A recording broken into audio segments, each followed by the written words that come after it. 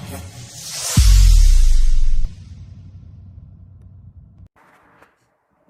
વિદ્યાર્થી મિત્રો, લાસ્ટ લેક્ચરની અંદર આપણે લોકોએ ભૌતિક અને રાસાયણિક ફેરફારો વિશે વાત કરી હતી, બરાબર. ત્યારબાદ ઉત્સેચકોની માહિતી પણ મેળવી લીધી હતી, બરાબર. આજે આપણે ઉત્સેચકો દ્વારા ઊંચા દરથી કઈ રીતે રાસાયણિક પ્રક્રિયામાં રૂપાંતરણ થાય છે એનું મિકેનિઝમ જોવાનું છે, બરાબર. લાસ્ટ લેક્ચરમાં આપણે એવું કીધું હતું કે જ્યારે આપણે ઉત્સેચકનો ઉપયોગ કરીએ છીએ તો પ્રક્રિયા છે આપણી બહુ ઝડપથી થાય છે. એનું એક એક્ઝામ્પલ પણ આપણે જોયેલું હતું, બરાબર. રાસાયણિક કે ચયાપચયિક રૂપાંતરણો દ્વારા રસાયણનું નિપજમાં રૂપાંતરણ થાય છે, બરાબર. તેને પ્રક્રિયક કહે છે, બરાબર. અહીંયા એસ શું કામ કીધો છે તો કે પ્રક્રિયકનું ઇંગ્લિશ છે એ શું થાય? સબસ્ટ્રેટ, બરાબર. એટલે એના ઉપરથી નામ આપ્યું છે અહીંયા એસ, બરાબર. જ્યારે ઉત્સેચક એક સક્રિય સ્થાન સાથે એક ત્રિપરિમાણીય સંરચના ધરાવતું પ્રોટીન છે જે પ્રક્રિયકને નિપજમાં ફેરવે છે, બરાબર. હવે આપણે આની પહેલાં બી વાત કરી હતી, બરાબર, કે જે આપણું પ્રક્રિયક છે, બરાબર, એ ઉત્સેચકના સક્રિય સ્થાન સાથે જોડાશે. ઉત્સેચકનું સક્રિય સ્થાન જે છે એમાં જે ખાંચવાળી રચના હોય એમાં આવેલું હોય, તો ઉત્સેચક છે એમાં જે ખાંચવાળી રચના છે એનું સક્રિય સ્થાન છે. ત્યાં આવીને આપણો પ્રક્રિયાર્થી એટલે કે આપણો જે પ્રક્રિયક છે એ જોડાશે અને થોડી જ સેકન્ડમાં એ જોડાશે અને તેમાંથી ડાયરેક્ટ જે છે એ નિપજનું રૂપાંતરણ થઈ જશે, બરાબર. અહીંયા નિપજ છે એને પી તરીકે કીધું છે. પી એટલે પ્રોડક્ટને કહેવાય નિપજ, બરાબર. તો અહીંયા તમને સાંકેતિક રીતે બતાવ્યું છે શોર્ટમાં કે એસ એટલે પ્રક્રિયક, પી એટલે નિપજ. એસનાથી ડાયરેક્ટ પીમાં રૂપાંતરણ થાય, બરાબર. શેના દ્વારા? તો કે ઉત્સેચક દ્વારા. અને ઉત્સેચકના સક્રિય સ્થાન એટલે કે જે ખાંચવાળું સ્થાન હશે તે જગ્યાએ શું જોડાશે? પ્રક્રિયક, બરાબર. પ્રક્રિયાર્થી એ ઉત્સેચકના સક્રિય સ્થાન સાથે જોડાય છે. પછી પ્રક્રિયાર્થી એટલે કે આપણો જે પ્રક્રિયક છે એ સક્રિય સ્થાન તરફ પ્રસરણ પામે છે. આ રીતે ઈએસ કોમ્પ્લેક્સ ઉત્સેચક પ્રક્રિયાર્થી સંકુલ બને છે. E for enzyme, S for substrate, એટલે કે એને કહેવાય એન્ઝાઇમ સબસ્ટ્રેટ કોમ્પ્લેક્સ. કઈ રીતે ભાઈ? તો કે અહીંયા જોઈ લો, બરાબર. ફોર એક્ઝામ્પલ, આ જે છે, બરાબર, આ આપણો છે ઉત્સેચક, આ જે છે એ આપણો પ્રક્રિયક છે. હવે આ પ્રક્રિયક જે છે, બરાબર, આની સાથે જોડાશે. ક્યાં જોડાશે? તો કે એનું જે સક્રિય સ્થાન છે ત્યાં આવીને જોડાય. તો શું બની જશે ભાઈ? આવી રીતે અહીંયા આવીને જોડાઈ જશે. એટલે આ બંનેનું પ્રક્રિયા થઈ અને પછી થોડાક જ વખતની અંદર, બરાબર, આનું જે છે નિપજમાં રૂપાંતરણ થઈ જશે. કારણ કે પ્રક્રિયકમાંથી નિપજ બને એટલે એના બંધ તૂટશે અને નવા બંધનું નિર્માણ બને, બરાબર. તો કંઈક અલગ જ પ્રક્રિયા થઈ અને નવી જ નિપજ બને, બરાબર. તો આ વાત થઈ ગઈ. આ જે કોમ્પ્લેક્સ બન્યો અહીંયા, બરાબર, આ જે કોમ્પ્લેક્સ બન્યો એને કયો કોમ્પ્લેક્સ કહેવાય? ES complex. E for enzyme અને એસ ફોર સબસ્ટ્રેટ, બરાબર. અહીંયા સબસ્ટ્રેટ છે, આ સબસ્ટ્રેટ છે, આ એન્ઝાઇમ હતો, એ બે જોડાઈ ગયું તો બની ગયું એન્ઝાઇમ સબસ્ટ્રેટ કોમ્પ્લેક્સ. અને પછી તમને અહીંયા મળે છે એ શું મળે છે? પ્રોડક્ટ એટલે કે પી, બરાબર. આ રીતે તમારે એને યાદ રાખવાનું રહેશે.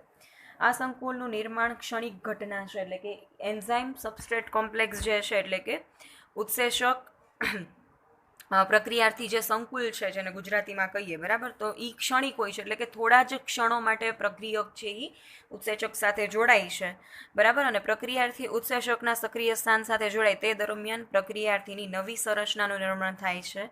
તેને સંક્રમણ અવસ્થા અથવા તો સંરચના કહેવા, સંક્રમણ અવસ્થા સંરચના કહે છે. એટલે યાદ કરો, બરાબર. આપણે જે અહીંયા આવી રીતના ડ્રો કર્યું હતું, આ હતો આપણો ઉત્સેચક અને આ હતું આપણો સબસ્ટ્રેટ. એટલે આ બે જે કોમ્પ્લેક્સ આખું બન્યું એની આપણે અહીંયા ઉપર વાત કરી કે આખું જે કોમ્પ્લેક્સ છે એને શું કહેવામાં આવે છે?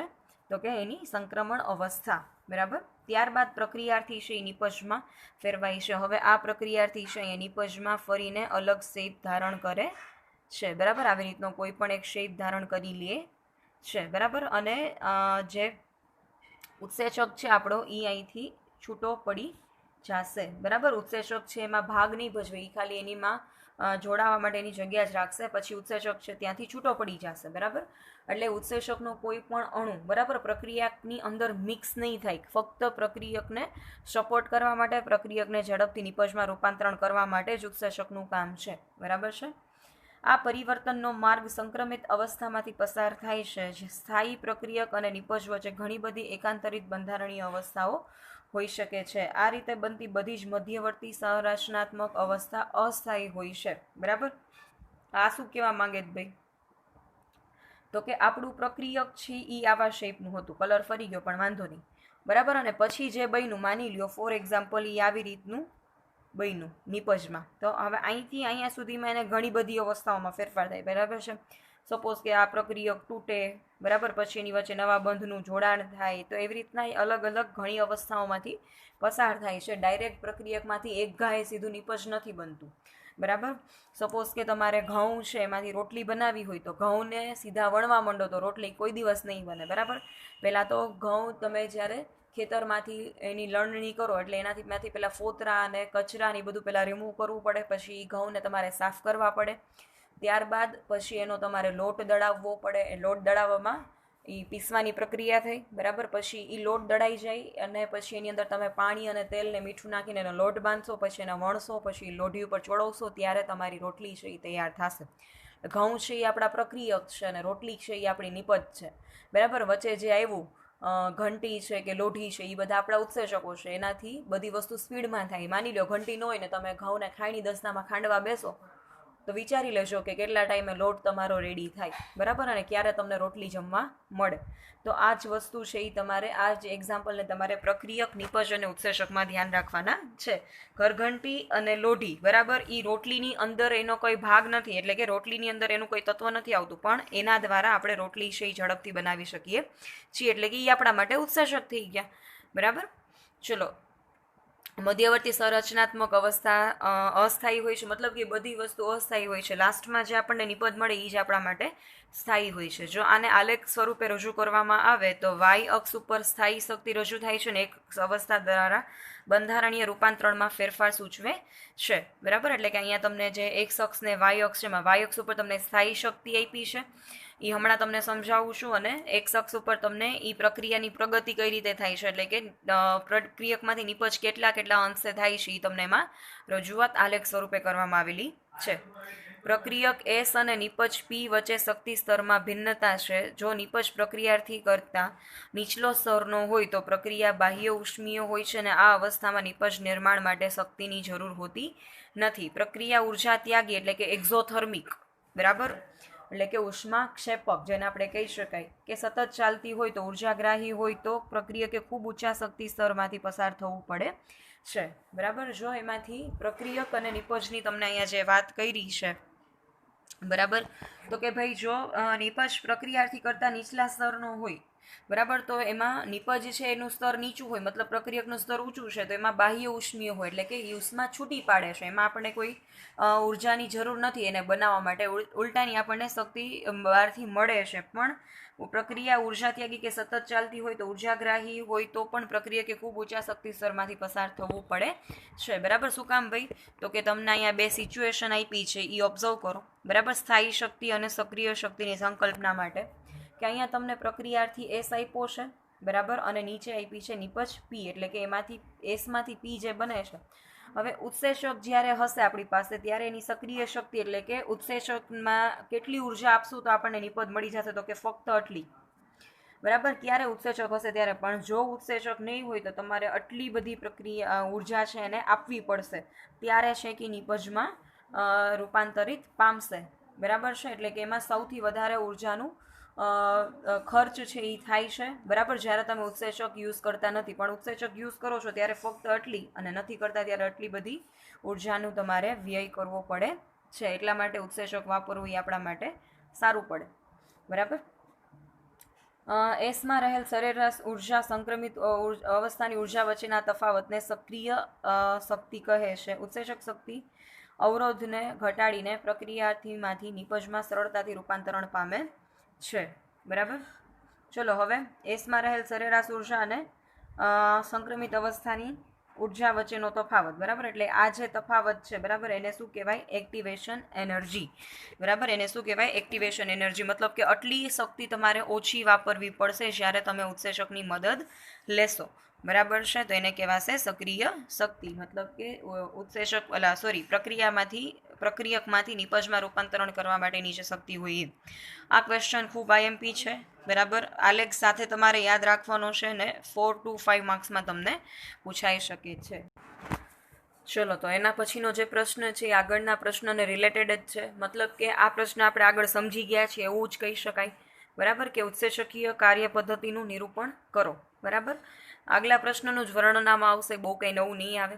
પ્રત્યેક ઉત્સેચક એટલે એન્ઝાઇમ એટલે એના અણુમાં પ્રક્રિયક જોડાણ સ્થાન જોવા મળે છે, એટલે કે એનું સક્રિય સ્થાન જોવા મળે છે. ફરીથી ન ભૂલી જાવ એટલે રિમાઇન્ડર આપી દઉં. બરાબર, આ છે તમારો ઉત્સેચક ને આ જે સ્થાન છે પર્ટિક્યુલર, આ જે સ્થાન છે બરાબર, એને કયું કહેવાય? સક્રિય સ્થાન, એટલે કે જ્યાં પ્રક્રિયક જોડાઈ શકે છે. તેની સાથે પ્રક્રિયક જોડાય અને ઉત્સેચક પ્રક્રિયાથી સંકુલ એટલે કે ES કોમ્પ્લેક્સ બનાવે છે. બરાબર, આ સંકુલ ઝડપથી વિઘટન પામી અને નિપજ અને સ્થાયી ઉત્સેચકમાં ફેરવાઈ જાય છે. બરાબર, અહીં નીચે તમને જે સમીકરણ આપ્યું છે આખું સમીકરણ છે તમને આખી ઘટનાની માહિતી મેળવે છે. બરાબર, આપે છે. પહેલાં શું છે? એન્ઝાઇમ પ્લસ સબસ્ટ્રેટ, એટલે કે જ્યારે આપણો પ્રક્રિયક છે એન્ઝાઇમ સાથે જોડાય ત્યારે શું બની જાય? એન્ઝાઇમ સબસ્ટ્રેટ સંકુલ, એટલે કે પ્રક્રિયક છે એમાં હોય, પછી એની સાથે એના લીધે પ્રક્રિયા ઝડપથી નિપજમાં ફેરવાશે. એટલે હવે કયો સંકુલ આવી ગયો? એન્ઝાઇમ પ્રોડક્ટ, એટલે કે ઉત્સેચક સાથે હવે નિપજ જોડાયેલી હશે ને પછી એન્ઝાઇમ એના રસ્તે અને નિપજ એના રસ્તે, અને આપણને શું મળી ગયું? સબસ્ટ્રેટમાંથી પ્રોડક્ટ, કે જે આપણો એકચ્યુઅલીમાં એમ હતો. બરાબર, હવે આ વસ્તુ જે સ્ટેપ્સ હું બોલી નીચે લખાણમાં આપેલા છે કે સૌ પ્રથમ ઉત્સેચક સક્રિય સ્થાને જોડાય છે. બરાબર, એટલે કે આ સ્ટેપ. ઉત્સેચક સાથે જોડાયેલ પ્રક્રિયક ઉત્સેચકના સ્વરૂપમાં ફેરફાર પ્રેરે છે, જેથી પ્રક્રિયક ઉત્સેચક સાથે મજબૂતીથી જોડાઈ જાય છે. હવે એ બે જ્યારે જોડાવાનું ટ્રાય કરશે ત્યારે એકબીજાના આકારને અનુરૂપ, એટલે આપણે અહીંયા જે રીતે વાત કરી હતી એમ, બરાબર, આ ઉત્સેચક અને આ થઈ ગયો આપણો પ્રક્રિયક, તો એ બે એકબીજા સાથે જોડાઈને એનો શેપ છે આખો રાઉન્ડ થઈ જાય. બરાબર, એટલે આમાં રાઉન્ડ દેખાય પણ એકચ્યુઅલીમાં એવું હોય નહીં. એટલે નેક્સ્ટ સ્ટેપ જે છે એ અહીંયા બતાવે છે. બરાબર, પછી ત્રીજું શું છે? તો કે ઉત્સેચકનું સક્રિય સ્થાન હવે પ્રક્રિયકના ગાઢ સંપર્કમાં હોય છે, જેના પરિણામ સ્વરૂપ પ્રક્રિયકના રાસાયણિક બંધ તૂટે છે અને હવે નવા ઉત્સેચક નિપજ સંકુલનું નિર્માણ થાય છે. બરાબર, પ્રક્રિયક એની સાથે મિક્સ થઈ ગયો પછી પ્રક્રિયકના બંધ તૂટે છે અને નિપજ માટેના બંધ જોડાવાનું સ્ટાર્ટ થાય છે. કારણ કે આપણે ઓલરેડી 10મા ધોરણની અંદર જ શીખી ગયા હોય કે રાસાયણિક પ્રક્રિયા કોને કહેવાય ભાઈ? તો કે જ્યારે પ્રક્રિયકના અણુઓના બંધ તૂટી અને નવેસરથી નવા બંધોનું જોડાણ થઈ અને જે નવા અણુની રચના બને એને આપણે નિપજ કહેતા હોઈએ. તો આની અંદર બી સેમ થયું, ઉત્સેચક અને પ્રક્રિયક જોડાણા. બરાબર, પ્રક્રિયક ઉત્સેચક સાથે જોડાતાની સાથે જ બરાબર એના બંધ તોડવા મળશે અને નવા અણુઓનું નિર્માણ કરવા મળશે. અને હવે શું બની ગયું? એન્ઝાઇમ પ્રોડક્ટ, એટલે કે ઉત્સેચક અને નિપજનું સંકુલ બની ગયું. બરાબર, હવે લાસ્ટ થર્ડ સ્ટેપ આપણામાં બતાવી દીધું. હવે લાસ્ટ શું છે? તો કે ઉત્સેચક નિપજને મુક્ત કરે છે અને મુક્ત થયેલ ઉત્સેચક અન્ય પ્રક્રિયક સાથે જોડાવા તૈયાર થાય છે. હવે અહીંયા શું થઈ ગયું? તો કે પ્રોડક્ટ આપણને જે નિપજ જોતી હતી એના રસ્તે આવી ગઈ, ઉત્સેચક એના રસ્તે આવી ગયું. આ જ ઉત્સેચક છે એ ફરીથી કોઈ નવું સબસ્ટ્રેટ આવશે તેની સાથે પાછું બાઇન્ડ થઈ જશે અને આવી રીતના આખી સાયકલ છે એ શરૂ રહે છે. તો આને કહેવાય ઉત્સેચકીય કાર્ય પદ્ધતિનું નિરૂપણ. આ પ્રશ્ન પણ IMP છે, વધીને 3 માર્ક્સમાં તમને પૂછાઈ શકે છે અને બહુ ઇઝી પણ છે.